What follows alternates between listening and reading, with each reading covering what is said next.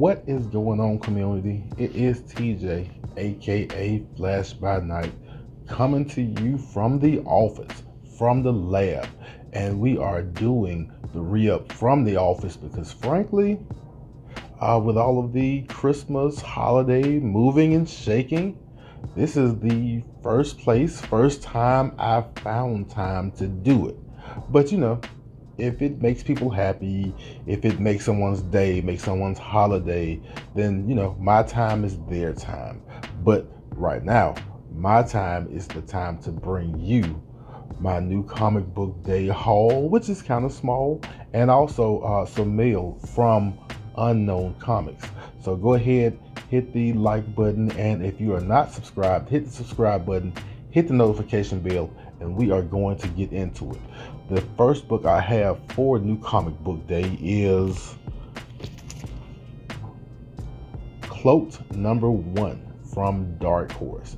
So this series, was it 4 issue series, is basically about a vigilante who kind of came down and got famous in the city, started cleaning up crime, but I'm gonna go ahead and tell you, he's like Batman with guns, and maybe an overinflated story. He's really popular, and then kind of over time he disappeared, and 25 years later, someone is paying an investigator to find him for some unknown reason. They haven't said yet exactly what the reason is.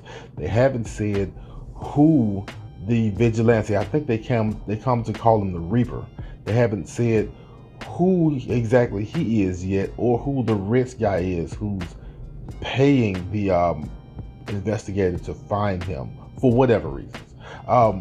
The art, I don't know if the art was the best for me, but the story is good enough to keep me going, because I really want to see who this vigilante is and why he's being sought after. So that's Cloak #1. Next book I have is from last week, actually, and it is Devil's Reign issue #1. This kind of came in late. My shop still didn't get any A covers, so I have the Peach Momoko cover, which isn't bad. I haven't read it yet, so we'll give this a read and see. If you know me, I'm really looking to see where Moon Knight stands in all of this New York street level heroes versus Kingpin hoopla. So we'll see what's in here. Devil's Reign issue #1 with the Momoko cover, which isn't terrible. Next book I have, and I have no clue what this book is about. Wastelanders Wolverine issue #1. So I went ahead and, for some unknown reason, because I'm usually not the person to jump out and just grab a series sight unseen, but I signed up for all of the Wastelander books. I don't know what it's leading to, but Wastelanders Wolverine kind of takes place in this, do you want to call it post-apocalyptic time? I'm not sure if that's what you want to call it. I think it's after the Old Man Logan timeline. I think I may be wrong on that too, but we'll read this and check it out. Wastelanders Wolverine #1. Next book, Amazing Spider-Man issue #81. And I'll tell you what, for the issue that I gave myself as a deadline as to whether or not I was going to keep on checking this book out and see if I felt something for Ben Reilly as the Amazing Spider-Man in his book, this book was kind of straightforward and plain, and probably not the best book to give me to judge the Amazing Spider-Man run on. We kind of have, Ben Reilly on the behalf of Beyond, going to A, solve a problem, and B, going to see Miles Morales about using the Beyond intellectual property of Spider-Man. That's right, the Beyond Corporation owns Spider-Man. And so we get a little bit of a clash between those two, and then it kind of turns out how you think it would turn out. The only part I really dug about this book was kind of the continuation of Beyond, kind of showing Ben Riley little by little that they are not the benevolent corporation that they appear to be. But this book was just okay. I'm okay with this book as a whole, but I don't know if buying it every week is going to be a thing I'm going to do going forward for this particular book. So next up is the reason why I said that Amazing Spider-Man issue 81 would be the cutoff, or at least be the issue that I'm trying to get to. And it's because it had a crossover with Miles Morales Spider-Man issue number 33. And in here, we get Miles' first official adventure with Shift. Shift is Spider-Man's, Miles Morales Spider-Man's clone from the Clone Saga, who, you know, at the very end had a heart, helped Miles out because Miles' sister Billy was also in trouble. And it kind of works out that Shift is good-hearted, but since he's not a perfect clone, so he has some faults. He only says one word, blurb, but he's also really powerful. And in this particular issue, they are hot on the trail of the Assessor, because they found out that some of the Assessor's tech was involved in the attack that happened in issue 81 of Amazing Spider-Man. And that's kind of what they did. It was some good action. We may go over it later in Keeping Up with the Comics, but there was some good action in this book. Good fun. Like I said, I like the addition of Shift to Miles Morales Spider-Man. But yeah, Miles Morales Spider-Man issue 80, well, not 81, 33. I gotta get myself together this morning.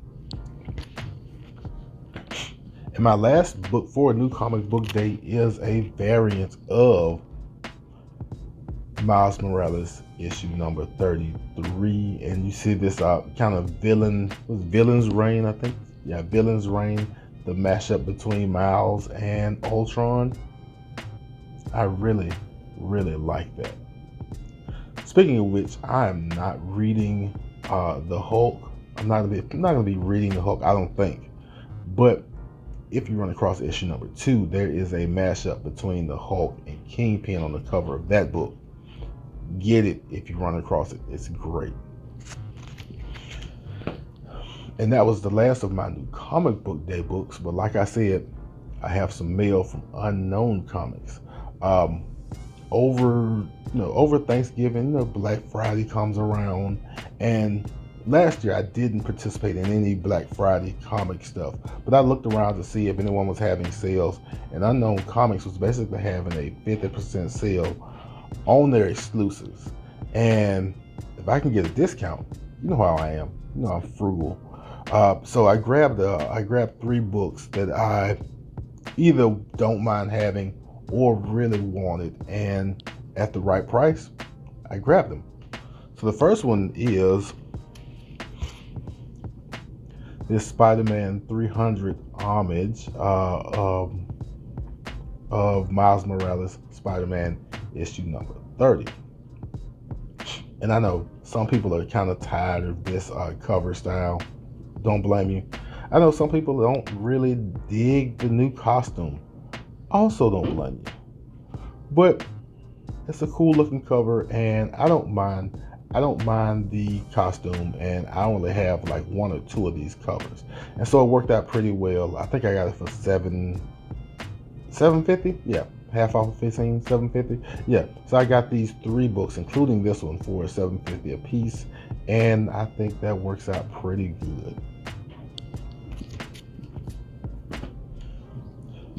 The next book I grabbed actually looks a lot better in person, and it is one of the exclusive variants. I forget who the artist is for Moon Knight issue number 1. I can kind of get the glare off a little bit. that is a great looking book. It was my second choice when I picked it when I picked it up, but looking at it and looking at the detail on it in real life, nice work. And the last book I have, I think this is Miko Suyon. I think that's the name. Again, Moon Knight issue number 1, exclusive variant. And of course I got this because this reminds me of the Moon Knight number 6 Bloody Knuckles variant from the Houston run. This reminds me of that book, and I really liked and really wanted this this particular cover.